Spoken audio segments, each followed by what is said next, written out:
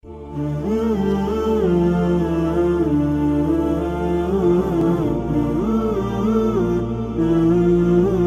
tahu bahwa kita itu tidak bisa hidup tanpa pasangan.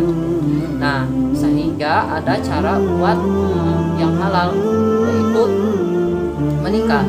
Nah, menikah itu yang awalnya semuanya haram, setelah ijab kabul hampir semuanya halal. Oke. Bismillahirrahmanirrahim. Assalamualaikum warahmatullahi wabarakatuh.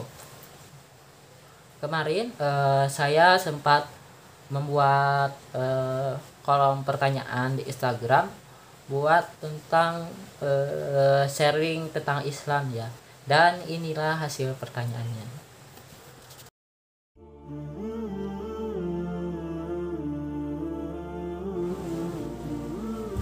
Belajar Islam tuh dari mana dulu sih? Oke, kita dulu bicara fakta aja dulu ya. Nah, faktanya di Indonesia itu banyak orang tua yang mengajarkan anaknya atau menyuruh anaknya untuk sholat, terus untuk puasa dan ibadah-ibadah yang lainnya. Nah, itu sebenarnya tidak salah sih, tapi kalau misalkan kita menarik sejarah pada waktu Nabi Muhammad SAW berdakwah, pada awal-awal masa dakwahnya Rasulullah SAW, ayat-ayat yang pertama turun itu rata-rata tentang Allah gitu, tentang mengesahkan Allah, tentang akidah ataupun tauhidnya gitu.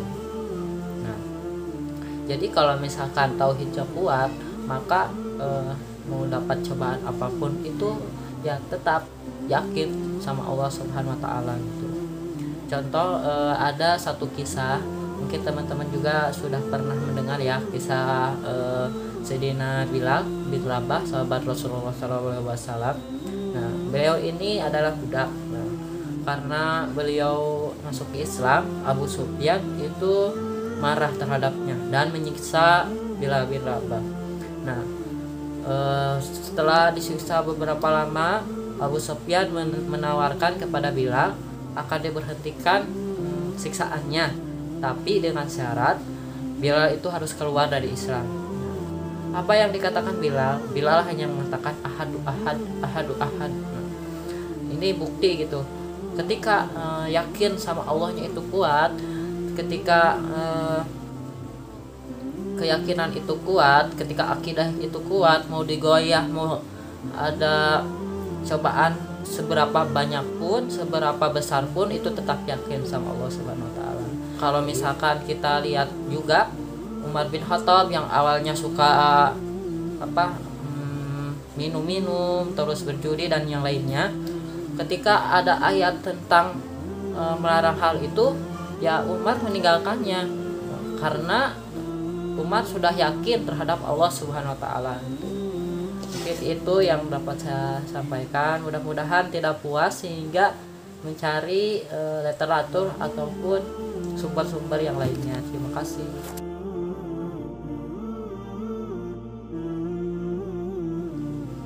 Bagaimana sih caranya kita agar bisa istiqomah terus di jalan Allah? Nah, perlu diketahui juga bahwa manusia itu imannya itu kadang naik, kadang turun. Nah, kalau misalkan naik terus itu bukan manusia tapi malaikat.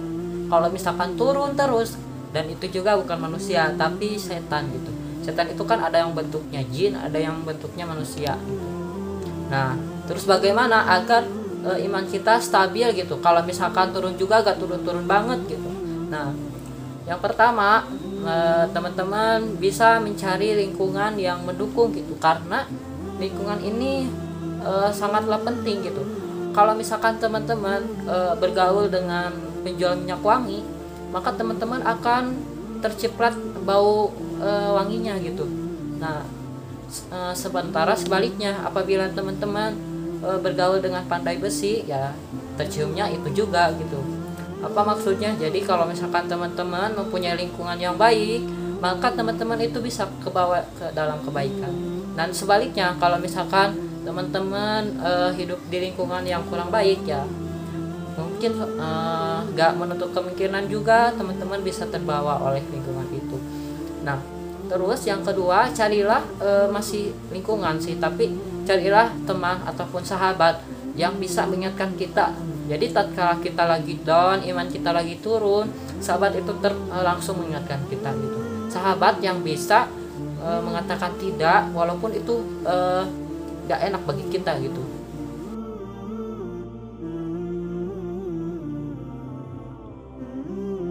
Perlu diketahui juga bahwa pacaran itu sebenarnya merupakan westernisasi ataupun budaya barat yang dicontoh oleh bangsa Indonesia, karena sebenarnya pacaran ini bukan budaya asli Indonesia gitu. Nah, terus sebenarnya pacaran ini sudah diatur oleh Allah Subhanahu wa taala dalam surat Al-Isra yang berbunyi wala taqrabuz zina innahu kana fahisyah wa sa'a sabila, yang artinya janganlah kamu mendekati zina karena itu merupakan perbuatan yang keji dan seburuk-buruknya jalan. Di sini dalam konteks Al-Qur'an ini bukan langsung melarang zina gitu, tapi mendekatinya juga itu haram, itu dilarang oleh Allah Subhanahu wa taala. Nah, apalagi berzinahnya gitu. Nah, sementara dalam pacaran ini merupakan bisa dibilang paket lengkapnya untuk mendekati itu gitu. Di sana ada jinah tangan, ada jinah hati, ada jinah mata, dan masih banyak lagi. Nah, apakah lebih baik menikah saja? Nah, ini merupakan bukti bahwa Allah itu Maha Pengasih lagi Maha Penyayang. Allah tahu bahwa kita itu tidak bisa hidup tanpa pasangan. Nah, sehingga ada cara buat yang halal, yaitu menikah. Nah, menikah itu yang awalnya semuanya haram, setelah ijab kabul hampir semuanya halal.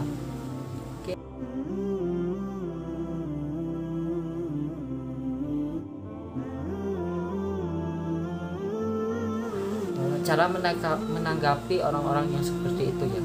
Nah, yang pertama saya mau ingatkan buat teman-teman semua, kalau misalkan ada teman kita yang mengingatkan kita, berarti teman kita itu masih peduli sama kita gitu.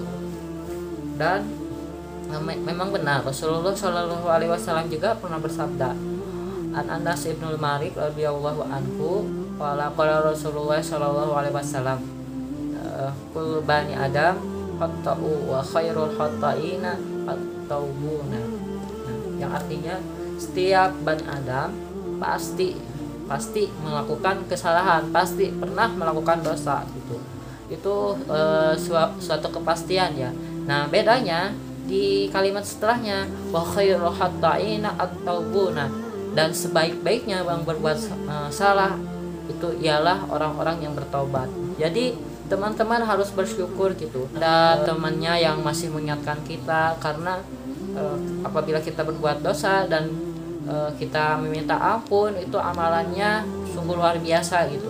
Bahkan malaikat juga tidak bisa meminta ampun kepada Allah, karena malaikat itu kan imannya itu terus naik, dia gak pernah salah gitu. Nah, terus bagaimana cara menanggapi orang yang seperti itu? Nah, sebenarnya dalam mengingatkan di dalam Islam itu ada tiga tingkatan. Yang pertama, dengan tangan, dengan kekuatan kita gitu. Kalau misalkan ada yang ingin berbuat maksiat, kita cegah dengan tangan kita, dengan perbuatan kita, dengan kekuasaan kita. Nah, apabila kita tidak sanggup dengan tangan kita, maka dengan ucapan kita, dengan cara mengingatkan, dengan cara ya begitulah mengingatkan teman kita. Nah, apabila masih tidak bisa kita mengingatkan dengan ucapan kita, maka ingatkanlah dengan mendoakan di hati kita, dan itu merupakan sekecil-kecilnya iman. Nah, terus perlu diingat juga kewajiban kita itu mengingatkan saja. Masalah dia hatinya menjadi baik karena ucapan kita, itu hak prerogatifnya Allah gitu, karena Allah lah yang maha membolak-balikan hati. Jadi setelah mengingatkan, kita doakan mudah-mudahan teman kita bisa berubah.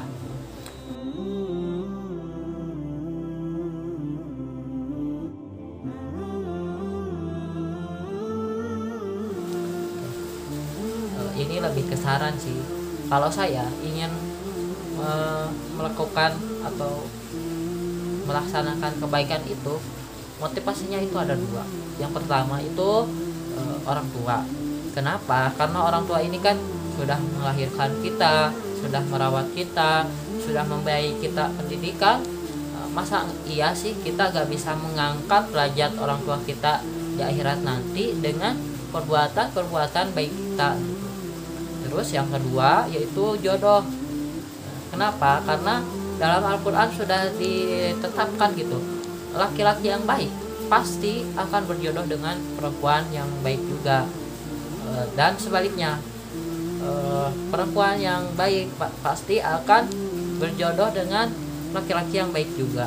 Jadi kalau misalkan kita ingin mendapatkan jodoh yang baik, maka kita berusaha untuk menjadi lebih baik gitu. Kita memantaskan diri sehingga Allah menjodohkan kita yang sama-sama memantaskan diri untuk kita juga gitu. Nah mungkin itu sih. Terus yang kedua itu kembali lagi cari lingkungan ataupun teman yang bisa mengingatkan kita, karena kembali lagi berhijrah itu gak bisa sendirian, harus dengan teman kita, karena ya itu manusia itu kadang naik imannya kadang turun. Jadi ketika kita turun, teman kita bisa mengingatkan kita. Terus di sana juga bisa kita melihat teman kita yang suka beramal soleh ataupun apa, itu menjadi panas kepada kita. Dalam artian panas ini jadi semakin termotivasi kepada kita gitu. Jadi di sana ada fastabiqul khairat, itu berlomba-lomba dalam kebaikan.